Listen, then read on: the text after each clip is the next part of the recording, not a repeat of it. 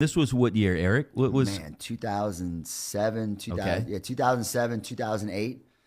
You know, So it was still probably a little before, this resurgence, if you will, of MMA. Right. Like y'all were kind of doing that, Right. not really by yourself, but they didn't have all the gyms that they Right. have now and everything. And like you said, y'all were making up your like y'all's own workout. Yeah, it was style versus style back then, Mm-hmm. you know, and then it really, and I can remember like Dustin, I remember, and I was scared for him, man. It was this guy, I wrestled in Iowa for a year, and Dustin, I think and maybe in the finals or his first match, he had to go against this guy, and I remember thinking like, man, there's no way Dustin's gonna beat this guy. Like I know this guy can wrestle, like this guy can Iowa wrestle.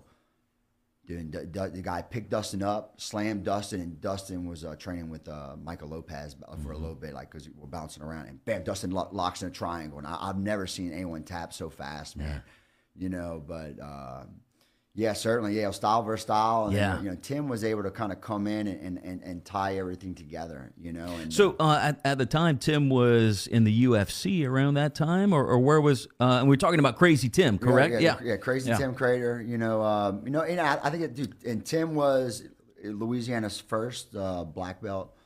Tim actually did a lot of his training in San Diego under Rodriguez Medeiros, and dude, Tim's been around for a long time, man. He told me, that's a great story. Man, one of his first fights was at I think it was like on deployment or whatever, and so him and his buddies, they go to Mexico, and there's like professional wrestling, and there's also like MMA fighting. So they're like, and I love this story, and then they're like, hey, we'll give you $50 if you want to fight. So Tim fights a guy with like one of those luchador masks. Okay.